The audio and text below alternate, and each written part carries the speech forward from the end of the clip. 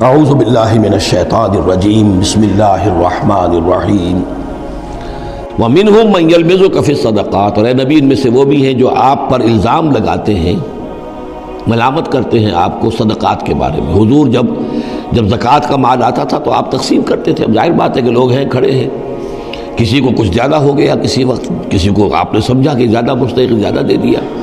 تو ایک منافق تھا، اس نے حضور کو ٹوک دیا، اعدل یا محمد، اے محمد عدل کرو، یہ کیا کر رہے ہو، ناانصافی کر رہے ہیں۔ تو حضور کو غصہ آیا اس پر صلی اللہ علیہ وسلم، ان لم عادل فمن یعدل، اگر میں عدل نہیں کروں گا تو کون کرے گا؟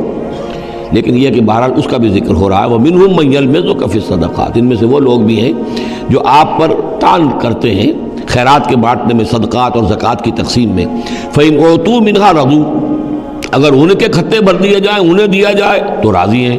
وَإِنْ لَمْ يُعْطَوْا مِنْهَا إِذَا هُمْ يَسْخَطُونَ، اور اگر انہیں نہ دیا جائے تو پھر وہ ناراض ہو جاتے ہیں، غصے ہوتے ہیں، لال پیلے ہوتے ہیں۔ وَلَوْ أَنَّهُمْ رَضُوا مَا آتَاهُمُ اللَّهُ وَرَسُولُهُ، اور اگر وہ راضی رہتے اس پر جو دیا انہیں اللہ نے اور اس کے رسول نے، وَقَالُوا حَسْبُنَا اللَّهُ، اور کہتے اللہ ہمارے لیے کافی ہے، سَيُؤْتِينَا اللَّهُ مِنْ فَضْلِهِ وَرَسُولُهُ، ان قریب پھر بھی بعد میں بھی اللہ تعالیٰ اور اس کے رسول ہمیں اپنے فضل سے نوازتے رہیں گے۔ اِنَّا إِلَى اللَّهِ راغبون، ہم اللہ کی طرف رغبت کرنے والے ہیں۔ اگر یہ کہتے، کاش کہتے تو کتنا اچھا ہوتا۔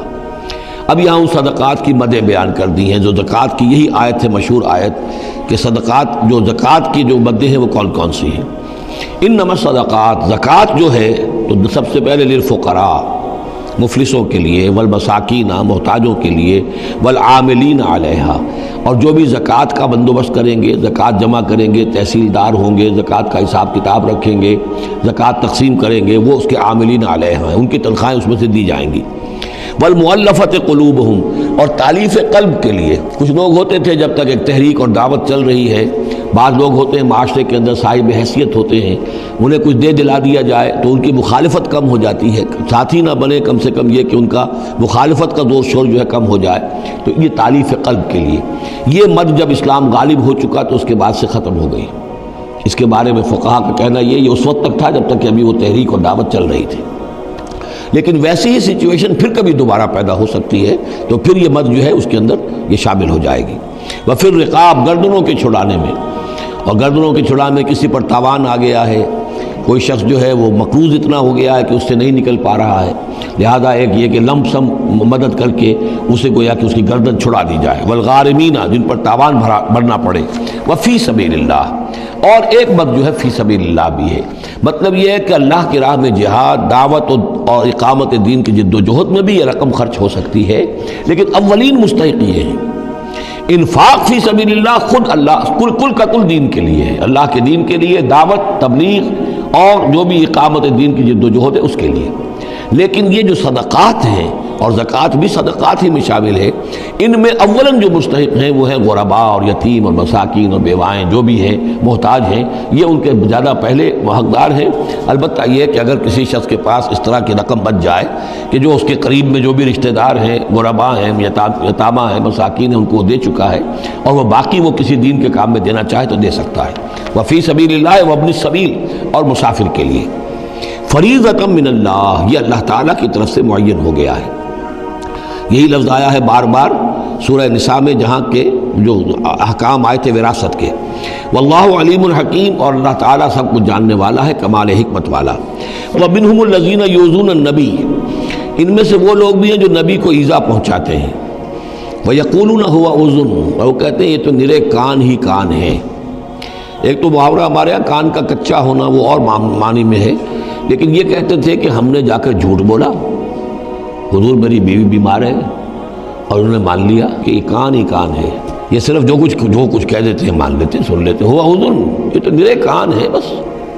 یہ بھی حضور کی توہین۔ ومنہم الذین یؤذون النبی ویقولون هو اذن قل اذن خیر لکم، کہہ دیجئے یہ کان تمہارے لیے بہتر ہیں، بہتری کے لیے ہیں، تمہاری خیریت اسی میں ہے۔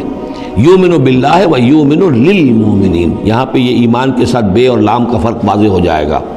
وہ یقین رکھتے ہیں اللہ پر اور بات مان لیتے ہیں مومنوں کی، یہ ان کی شرافت ہے، یہ ان کی نجابت ہے، یہ ان کی مروت ہے۔ وہ جانتے ہیں تم جھوٹ بول رہے ہو لیکن نہیں کہتے کہ تم جھوٹ بول رہے ہو، یہ شرافت اور مروت کا معاملہ ہے، یہ نہیں ہے کہ انہیں معلوم نہیں ہے۔ بندہ مومن جو ہے وہ تو یہ ہے کہ اتقوا فراست المومن، مومن کی فراست سے ڈرو، فإنہ ینظر بنور اللہ، وہ اللہ کے نور سے دیکھتا ہے۔ تو جو عام مومن کا معاملہ یہ ہو تو رسول کا معاملہ کیا ہوگا؟ کیا انہیں پتہ نہیں چلتا تھا کہ جھوٹ بول رہے ہیں؟ لیکن آپ کی مروت اور شرافت۔ قل اذن خیر لکم یؤمن باللہ ویؤمن للمؤمنین ورحمۃ للذین آمنوا منکم، اور جو تم میں سے واقعی مومن ہیں ان کے حق میں رحمت ہے۔ والذین یؤذون رسول اللہ لہم عذاب علیم، اور جو ایذا پہنچاتے ہیں اللہ کے رسول کو ان کے لیے بڑا دردناک عذاب ہے۔ یحلفون باللہ لکم لیرضوکم، اے مسلمانوں یہ تمہارے سامنے قسمیں کھاتے ہیں اللہ کی تاکہ تمہیں راضی کریں۔ اب ظاہر بات ہے کہ حضور کا تو جا کر بہانہ جو کیا اور وہ لے کر آ گئے، اب مسلمانوں سے بھی کہہ رہے ہیں، قسمیں کھا کھا کر اپنے یقین دلا رہے ہیں کہ ہم مخلص ہیں، آپ ہمارے شک نہ کریں۔ یحلفون باللہ لکم لیرضوکم، تاکہ تمہیں راضی کر لیں۔ واللہ ورسولہ احق ان یرضوہ، اللہ اور اس کا رسول زیادہ حقدار ہیں کہ وہ انہیں راضی کریں ان کانوا مومنین، اگر وہ واقعتاً مومن ہیں۔ الم یعلموا انہ من یحادد اللہ ورسولہ، کیا وہ جانتے نہیں ہیں کہ جو کوئی بھی مقابلہ کرے گا اور سرکشی کرے گا اللہ اور اس کے رسول کے مقابلے میں آ جائے گا، فان لہ نار جہنم خالدا فیہا، تو اس کے لیے تو جہنم کی آگ ہے جس میں وہ ہمیشہ ہمیش رہے گا۔ ذالک الخزي العظیم، اور یہ بہت بڑی رسوائی ہے۔